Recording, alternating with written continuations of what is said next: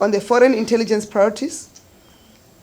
we had set out to establish and determine negative forces that seek to undermine and sabotage South Africa's chairship of the African Union, and also identify opportunities for country to boast her progressive overtures in the continent, and to ensure and develop a system that will enhance and protect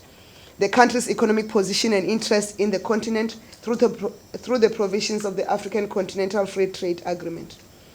Also, that there must be a consolidation of efforts to stabilize the SADC region, to advance the national interest and further enhance early warning mechanisms to manage political risks,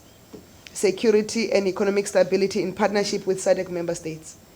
Also, to enhance coordination of South Africa's response and engagements in the United Nations Security Council throughout 2020, and continue to lobby for the reform of the United Nations Security Council.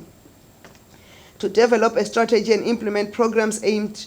at countering hostile forces that seek to undermine the country's interest in the continent, and further identify foreign powers in South Africa and the continent that are pro or against our interest. Further, to develop legislation framework to deal with espionage activities.